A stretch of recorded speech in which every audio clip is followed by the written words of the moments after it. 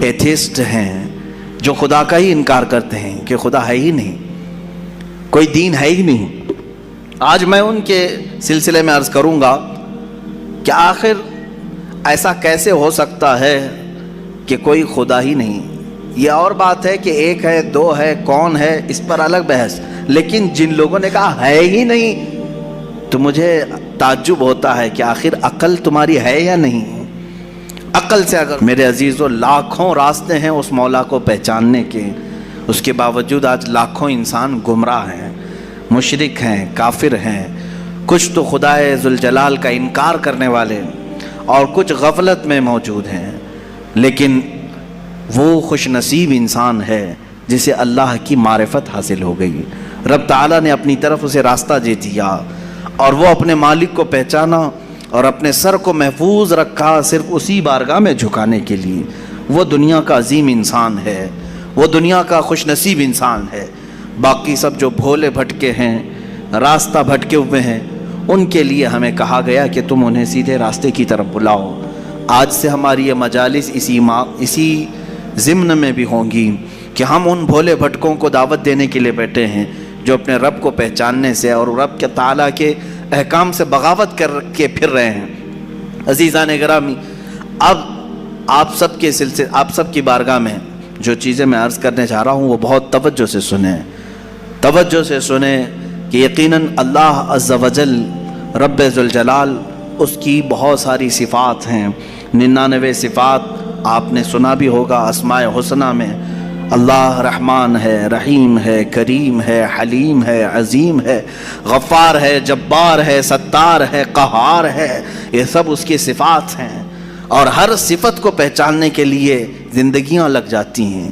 اللہ تبارک و تعالیٰ کی بارگاہ میں پہنچنے کے لیے انسان زندگیاں لگا دیتا ہے، اور بعض لوگ یہ سمجھتے ہیں کہ ہم گھر بیٹھے ہی اللہ تعالیٰ کی معرفت حاصل کر لیں۔ ایسا نہیں ہے میرے عزیزو۔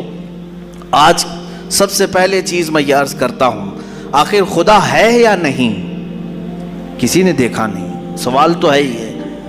ہم تو چلے روایات کے اعتبار سے، ہمارے گھروں سے ہمیں جو علم دیا گیا ہے ہمارے ماں باپ کی طرف سے، اور ماحول نے ہمیں جو علم دیا ہے وہ یہی ہے کہ ہم بولنے کے قابل ہوئے اسی وقت ہمیں کہلا دیا گیا تھا لا الہ الا اللہ، اللہ کے سوا کوئی معبود نہیں۔ ہمیں اللہ کے وجود کا بہت بچپن میں ہی علم دے دیا گیا، لیکن ہم بڑھتے بڑھتے اب زمانے کو دیکھنے لگے تو پتہ چلا کہ یہاں بہت سارے دہریے بھی ہیں، ایتھیسٹ ہیں جو خدا کا ہی انکار کرتے ہیں کہ خدا ہے ہی نہیں، کوئی دین ہے ہی نہیں۔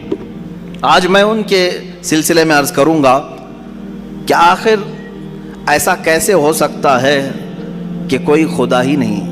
یہ اور بات ہے کہ ایک ہے، دو ہے، کون ہے، اس پر الگ بحث، لیکن جن لوگوں نے کہا ہے ہی نہیں تو مجھے تعجب ہوتا ہے کہ آخر عقل تمہاری ہے یا نہیں۔ عقل سے اگر سوچو گے تو پھر تمہیں مجبوراً کسی نتیجے پر جانا ہوگا۔ امام اعظم ابو حنیفہ رضی اللہ تعالیٰ عنہ دہریوں کے لیے کھلی تلوار تھے۔ دہریہ کس کو کہتے ہیں؟ جو خدا کا ہی انکار کرتا ہے، یعنی کوئی نہیں ہے، نہ بھگوان ہے، نہ خدا ہے، کوئی چیز ہے ہی نہیں، ہم خود سے چل رہے ہیں۔ امام اعظم رضی اللہ تعالیٰ عنہ کی بارگاہ میں ایک جماعت آئی ملحدین کی، اور وہ تلواریں لے کر کے ہی آتے تھے کہ موقع پا کر کے انہیں قتل کر دے۔ ایک دن امام اعظم ابو حنیفہ رضی اللہ تعالیٰ ان کی جماعت کو آتے ہوئے دیکھا، اور اچانک آپ اپنی مجلس سے کھڑے ہوئے اور کہنے لگے میں کچھ گہری سوچ میں ہوں۔ وہ قریب آئے اور پوچھا کیا سوچ رہے ہیں آپ؟ کہا کہ میں نے سنا ہے کہ ایک سمندر میں کشتی چل رہی ہے اور اس پر سامان خود سے لد جاتا ہے، اور بڑی برابر منزلوں پر وہ رکتی ہے اور اپنا سامان خود ہی اتارتی ہے، نہ اسے کوئی چلاتا ہے، نہ لوڈنگ ان لوڈنگ کرنے والے کوئی مزدور ہیں، وہ خود بخود سامان لیتی ہے، خود بخود سامان اتارتی ہے۔ یہ روبوٹک دنیا بھی نہیں تھی اس وقت کہ وہ یقین کر لیتے، سائنسی دنیا بھی نہیں تھی اس وقت۔ تو ان دہریوں نے کہا کیا مذاق کر رہے ہیں آپ کہ سمندر میں کشتی بغیر ملاح کے، بغیر کیپٹن کے چل رہی ہے اور خود سامان لوڈ کر رہی، اتار رہی ہے، ہمارے ساتھ مذاق کر رہے ہیں آپ؟ ہم عقل والے لوگ ہیں، آپ کی اس بات پر کوئی بیوقوفی یقین کر سکے گا؟ امام اعظم ابو حنیفہ رضی اللہ تعالیٰ عنہ فرماتے ہیں اتنی جب تجھے عقل ہے کہ کہ ایک کشتی سمندر پر بغیر کسی چلانے والے کے نہیں چلتی، تو یہ پورے کائنات کا نظام بغیر چلانے والے کے کیسے چل سکتا ہے؟ برابر وقت پر سورج کا طلوع ہونا، برابر وقت پر سورج کا غروب ہو جانا، چاند کا اپنی منزلوں پر چلنا، اور یہ سمندروں کا برابر اپنے مدار میں رہنا، اور یہ زمین کا طرح طرح کے پودے اگنا، اس میں پھول کا آنا، پھلوں کا آنا، یہ کیا اللہ کے ہونے کی نشانیاں نہیں ہے؟ کوئی تو ہے جو یہ سارا نظام چلا رہا ہے۔ ہاں تم یہ کہہ سکتے ہو کہ مشینیں ہم چلا رہے ہیں، پنکھے ہم چلا رہے ہیں، لائٹ ہم چلا رہے ہیں، چلاؤ دنیا کی ساری مشینیں چلاؤ، لیکن میں اگر ایک فیلڈ میں آؤں ان دہریوں سے پوچھتا ہوں۔ امام شافعی رحمۃ اللہ علیہ نے کیا جواب دیا؟ میں چاروں اماموں کی بات بتا دیتا ہوں۔ چاروں اماموں نے رب ذوالجلال کے وجود کے متعلق کیا کیا کہا ہے۔ امام مالک نے تو یوں فرمایا، آپ سے پوچھا گیا کہ خدا ہے؟ انہوں نے کہا ہاں۔ کیا دلیل کیا ہے؟ کہتے ہیں کہ زبانوں کا مختلف ہونا، انسانوں کی زبانوں کا الگ الگ ہونا اور الگ الگ نسلوں کا ہونا، یہ اللہ کے وجود کی دلیل ہے۔ امام شافعی سے پوچھا گیا آپ کوئی دلیل دیں گے کہ کوئی ہے؟ آپ نے کتنی پیاری بات فرمائی، ارشاد فرماتے ہیں شہتوت کا درخت دیکھا ہے؟ شہتوت کا درخت آپ نے دیکھا ہے؟ شہتوت جو ہے بہت باریک باریک سے پھل ہوتے ہیں، میٹھے ہوتے ہیں، اور اس کا پتا جو ہے وہ کئی قسم کے جانور کھاتے ہیں۔ شہتوت کے پتے کو شہد کی مکھی بھی چوستی ہے، شہتوت کے پتے کو گائے بکریاں بھی کھاتی ہیں، ہرن بھی کھاتی ہے، یہ سب کے سب شہتوت کے پتے کو کھاتے ہیں۔ شہتوت کا پتا ایک رنگ کا ہوتا ہے، ایک ہی ٹیسٹ کا ہوتا ہے۔ امام شافعی فرماتے ہیں شہد کی مکھی اسی شہتوت کے پتے پر بیٹھتی ہے، چوستی ہے، اور اپنے چھتے میں جا کر کے شہد اگل رہی ہے۔ بکریاں اور گائے اس شہتوت کے پتے کو کھاتی ہیں، مینگنیاں ڈال رہی ہیں یا دودھ دے رہی ہیں۔ اسی شہتوت کے پتے کو ہرن کھاتی ہے، ہرن نافہ پیدا کرتی ہے، جو مشک کی طرح ایک نافہ ہوتا ہے، نہایت ہی اچھی خوشبو اس کے اندر آتی ہے۔ امام شافعی فرماتے ہیں ایک شہتوت کا پتا بکری میں جائے تو الگ اثر کرے، شہد کی مکھی میں جائے تو الگ اثر کرے، گائے میں جائے اور ہرن میں جائے تو الگ اثر کرے، آخر ایک شہتوت کے پتے سے نافع، دودھ اور شہد بناتا کون ہے؟ بناتا کون ہے؟ اسی میں امام شافعی فرماتے ہیں ہم روٹی کا ایک ٹکڑا کھاتے ہیں، روٹی کا ایک ٹکڑا کھاتے ہیں، اندر جسم میں یہ روٹی جانے کے بعد آپ سب کو معلوم ہے اس میں سے کچھ حصہ گوشت بنتا ہے، کچھ حصہ خون بنتا ہے، کچھ حصہ پیپ بنتا ہے، کچھ حصہ منی بنتا ہے، باقی کا بچا ہوا فضلہ پخانہ بن کر نکل جاتا ہے۔ ایک روٹی گیہوں کی کھاؤ، جو کی کھاؤ، جوار کی کھاؤ، روٹی ایک ہی طرح کی ہے، اور اس سے گوشت کون بناتا ہے، خون کون بناتا ہے، اور پیپ کون بناتا ہے، منی کون بناتا ہے، سب کی الگ الگ قسمیں ہیں۔ امام شافعی فرماتے ہیں تمہاری ہزاروں مشینیں ایک طرف، لیکن اندر جو نظام چلاتا ہے وہ کوئی تو ایک ہے، کوئی تو ہے، تمہیں ماننا ہوگا۔ میں دہریوں کے متعلق کہہ رہا ہوں، جو ملحدین ایتھیسٹ ہیں، جن کا کہنا ہے کہ کوئی ہے ہی نہیں، کوئی خدا ہی نہیں، تو ان سے میں کہتا ہوں کوئی بتاؤ تو صحیح آخر یہ چلا کون رہا ہے؟ یہ کون چلا رہا ہے؟ ہمارے جسم کے اندر کا نظام کون چلا رہا ہے؟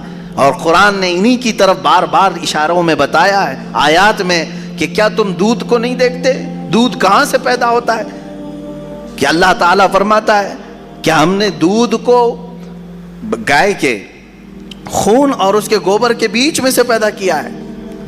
اس کا فضلہ گائے کا گوبر ہے پیٹ کے اندر، اور اس کا خون بھی ہے، خون نہایت ہی سرخ، گوبر نہایت ہی الگ رنگ کا، اور اس کے بیچ سے صاف و شفاف دودھ کا نکلنا، دودھ آتا ہے، نہ کبھی اس میں گوبر کی بو آئی، نہ کبھی خون کا رنگ آیا۔ قرآن کہتا ہے آخر یہ کون ہے جو اس طرح صاف ستھری غذا نکالتا ہے تمہارے لیے؟ کیا شہد کی مکھی کو نہیں دیکھتے؟ قرآن کہتا ہے جب وہ ڈنک مارتی ہے تو اس کے زہر کا کوئی علاج نہیں ملتا۔ شہد کی مکھی اگر ڈنک مارے تو زہر چڑھ جاتا ہے اور کئی لوگوں کی موت بھی ہوتی ہے، لیکن وہی اپنے چھتے پہ بھی تھوکے تو وہ نہایت ہی میٹھی غذا ہے، نہایت ہی میٹھی غذا ہے۔ شہد کی مکھی اپنا رس چھتے پر ڈالے تو وہ دنیا کی سب سے اچھی غذا، وہی اگر کسی کو ڈنک مارے تو سب سے برا زہر ہے۔ اعلیٰ حضرت رضی اللہ تعالیٰ عنہ نے اپنے آپ کو یوں فرمایا ہے کہ میں وہ شہد کی مکھی ہوں جس کی مٹھاس کا بھی جواب نہیں، جس کے ڈنک کا بھی جواب نہیں۔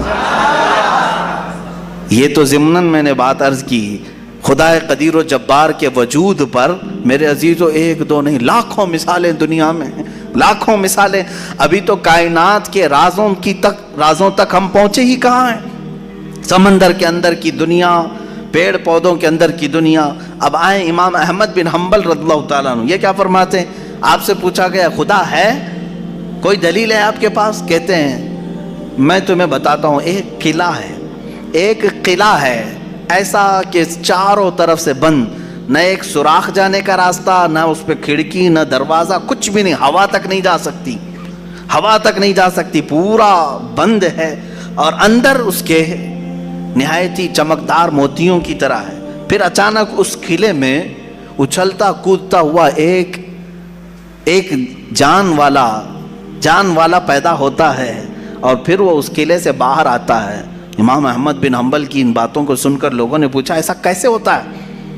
بند قلعہ، ہوا بھی نہیں جاتی، کوئی سوراخ بھی نہیں، اور اس کے اندر سے کوئی اچانک پیدا ہوتا ہے۔ امام احمد بن حنبل فرماتے ہیں یہ تو روز ہوتا ہے، مرغی کے انڈے میں نہیں دیکھتے۔ مرغی کا انڈا مجھے بتاؤ اس میں کتنی کھڑکیاں ہیں؟ انڈا تو اوپر سے پورا بند ہوتا ہے، ہوا تک نہیں جاتی، لیکن مرغی اس کو گرم کرے۔ اب تو مشینوں سے بھی ہوتا ہے۔ مجھے یہ بتاؤ انڈے کی زردی اچانک ایک جاندار چوزے کی شکل کیسے اختیار کرتی ہے؟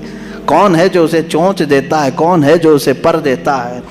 اور پھر ہم نے جانوروں کو، پرندوں کو، ہر ایک مخلوق کو دیکھا ہے، ان میں رنگ ایسے بھرے ہوئے رہتے ہیں، دنیا کا کوئی آرٹسٹ بھی اس طرح کے رنگ بھر نہیں سکتا۔ کیا ہم مور کو نہیں دیکھتے؟ طرح طرح کے خوبصورت اس میں ڈیزائن کیے گئے ہیں، ایسا لگتا ہے کہ کوئی قلم لے کر کے ڈیزائن کیا ہے، کوئی برش سے ڈیزائن کیا ہوا ہے۔ نہیں میرے عزیزو، یہ قدرت کی شاہکاریاں ہیں، رب ذوالجلال کی شاہکاریاں، اور تم بے شمار خوبصورت مخلوقات کو دیکھو گے۔ پھر میں ان دہریوں سے پوچھتا ہوں آخر ان تمام کو پیدا کرنے والا کوئی تو ہوگا، تم لاؤ ڈھونڈ کر کے آخر کون ہے یہ سب پیدا کرتا ہے۔ یہ تو تخلیق، نظریے تخلیق، خدا کو پہچاننے کے 4 نظریے دنیا میں مشہور ہوئے ہیں۔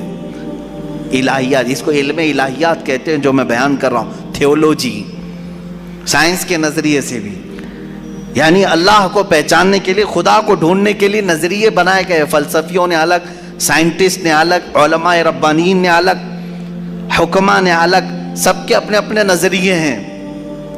ہم اللہ رب العزت کو نظریے تخلیق سے واضح کرتے ہیں، لوگوں کے سامنے بتاتے ہیں کہ اللہ پیدا کرنے والا ہے، کیونکہ قرآن پاک میں جگہ جگہ اس نے، اللہ تعالیٰ نے اپنی ربوبیت کا، اپنی تخلیق کا اظہار جو فرمایا ہے وہ یہی فرمایا کہ تم اتنے کمزور ہو کہ ایک مکھی کو نہیں بنا سکتے، ایک مکھی پیدا نہیں کر سکتے، کتنے کمزور ہو۔ اور وہ رب ذوالجلال ہزاروں کروڑوں مخلوقات روزانہ بناتا ہے، روزانہ انہیں موت بھی دیتا ہے، حیات و ممات اسی کے دست قدرت میں ہے۔ عزیزان گرامی وقار، اللہ تعالیٰ کی بے شمار صفات میں سے مجھے کئی صفات پر عرض کرنا تھا، میں سب سے پہلے اس کے وجود پر آپ کے سامنے یہ دلائل رکھا۔ عام مسلمان بھی کسی دہریے سے کہہ سکتا ہے کہ اللہ کے نہ ہونے پر جو تو اس قدر ناچ رہا ہے، آج ایتھیزم کا بہت زیادہ چل رہا ہے، وہ کہتے ہیں کوئی دین دھرم ہوتا نہیں، کچھ نہیں ہوتا ہے، کوئی خدا نہیں ہوتا، دنیا میں ایسے ہی چل رہا ہے۔ مذاق کر رہے ہو میاں، ابھی تک تو وہ آٹومیٹک گاڑی بھی نہیں آئی بغیر ڈرائیور والے، ابھی تم بول رہے ہو۔ بہرحال دنیا میں کوئی چیز کو بنانے والا ہوتا ہے، آٹومیٹک گاڑی آ بھی گئی تو میری اس دلیل کو یہ مت سمجھ لینا کہ گاڑیاں بغیر ڈرائیور کے نہیں چل سکتی۔ مفتی صاحب نے کہا آپ تھوڑے دنوں کے بعد آنے والی ہے، اس کا مطلب کیا بغیر ڈرائیور کے بھی سب چلتی ہیں؟ میری یہ دلیل اس لیے نہیں ہے، بغیر ڈرائیور والی گاڑی اگر چل بھی گئی تب بھی میں سوال کروں گا کہ اس کو آخر گاڑی کو بنایا کون ہے؟ یہ بنایا کون ہے؟ کوئی تو انسان بنایا ہوگا۔ تو اسی طرح سے ہر چیز کو دنیا کی آپ کو یہ علم لے کر کے جاتا ہے تھیولوجی کا کہ کوئی نہ کوئی اس کا پیدا کرنے والا ہے، بنانے والا ہے۔ فلسفی ان کے ہاں ایک قانون ہے، دور اور مسلسل، یعنی तसलसल कंटिन्यू कोई चीज़ हो नहीं सकती। मिसाल के तौर पर मुझे पैदा करने वाला कोई है और उसको पैदा करने वाला कोई है, उसको पैदा करने वाला, ये जो सोच है तसलसल इसको कहते हैं। कहीं जा करके स्टॉप होना पड़ेगा, कहीं जाके स्टॉप होना पड़ेगा तुम्हें। मैं पैदा हुआ मेरे बाप से, मेरे बाप पैदा हुए दादा से, दादा पर दादा से, ये सिलसिला चल करके कहीं तो स्टॉप होगा, कहीं जाके खत्म होना है। तो फलसफी इस बात को मानते हैं कि दौर और तसलसल मुहाल है, यानी कंटिन्यू ऐसी जाता रहे ये मुहाल है। उनके यहाँ ऐसा है। मेरे अजीजों, अब अगर मैं इनसे सवाल करूं कि जैसे बहुत सारे लोग भगवानों को भी मान लिए, जबकि भगवान की बीवी भी है, भगवान के बच्चे भी है और भगवान का बाप भी है, तो फिर अब सवाल आएगा कि भगवान का दादा कौन, भगवान का परदादा कौन? फिर वो नसब चलेगा, कहीं तो जाके रुकना है, कहीं तो जाके रुकेगा। बच्चे हैं तो अब तक उनकी नस्ल क्यों नहीं? भगवान के भी बेटे बेटियां थी ना, बहुत सारे भगवानों का तज़किरा हिंदुस्तान में है, उनके बेटे बेटियां बताई गई हैं, कितने बेटे थे, राम के भी, कृष्ण के भी, सबके भी बताए गए हैं बेटे बेटे। तो अब औलाद कहाँ हैं? बाप दादा कहाँ थे? मेरे अजीज़ों, मेरी इस बात को यकीनन कोट किया जाएगा। मुझे मालूम है चंद दिनों पहले ये कह रहा था, औरंगज़ेब की औलाद बर्तन मांज रही है, टीपू सुल्तान की औलाद पंचर लगा रही है। तुझे तो ये टीपू सुल्तान औरंगज़ेब की औलाद नजर आई, उनकी कहाँ है जिनका मैं जिक्र कर रहा हूँ? उनकी कहाँ है? और बहरहाल औरंगज़ेब और टीपू सुल्तान, इन तमाम को छोड़ो, इनकी औलाद को तूने बर्तन मांजते या पंचर लगाते तो देखा अल्लाह ने तो तुझे बांझ बना कर रखा है। तेरे से कोई चीज़ नहीं आ सकती सिवाय गोबर और गलाजत के, कोई चीज़ नहीं आ सकती। मेरे अजीज़ों, मैं यहाँ अर्ज़ ये कर रहा हूँ दौर और तसलसल, क्या अगर इस तरह किसी का बाप है तो फिर दादा भी होगा, दादा है तो परदादा भी होगा, ये चलता रहेगा सिलसिला। ये इस्लाम ये है जिसने कहा कुल हुवल्लाहु अहद अल्लाहुस समद लम यलिद वलम यूलद, कहो वो अल्लाह एक है, अल्लाह बेनियाज है। लम यलिद, ना वो किसी से पैदा हुआ है, वलम यूलद, ना उससे कोई पैदा होगा, उससे कोई लम यलिद, उससे कोई पैदा नहीं हुआ और ना वो किसी से पैदा हुआ। यहाँ खत्म हो गई बात। अब ना मेरे खुदा का कोई बाप है, ना बेटा है, ना भाई है, ना बहन है, कहीं ये तस्वुर आएगा ही नहीं। तुम हमसे ये सवाल नहीं कर सकते कि अल्लाह के आबा व अजदाद कहाँ है, औलाद कहाँ है। हमने खुदा को माना ही ऐसे है कि वो जिस्म जिस्मानियत से भी पाक है, रिश्तेदारी से पाक है, कोई ना उसका हमता है, एक ही सबकी सुनता है। ये अल्लाह तबारक व तआला के मुतालिक हमारा यकीन यही है। अजीज़ान गिरामी वक़ार, दौर और तसलसल का जो कानून है, मैंने यही बताया कि बाज़ लोग इस चीज़ के ज़रिए से भी चाहें तो हिदायत हासिल कर सकते हैं कि कहीं तो जाके हमें फुल स्टॉप होना पड़ेगा, कोई तो है जो एंड है, उसको कोई पैदा करने वाला ना हो, जा करके तुम्हें ख़त्म होना पड़ेगा एक न एक जगह, कि कोई तो है जो लास्ट है, उसको कोई ना पैदा किया हो। अगर उसको भी कोई पैदा किया है तो फिर ये भी बात है कि उसको भी कोई पैदा किया होगा। तो हमें एक ऐसी ज़ात माननी पड़ेगी जिसको कोई ना पैदा किया हो, तभी जाकर के हम ये कहते हैं वो जो ज़ात तुम जाकर एंड होगे उसी का नाम अल्लाह रब्बुल इज़्ज़त है, जिसको किसी ने पैदा नहीं किया। ये इस्लाम का बेहतरीन अकीदा है।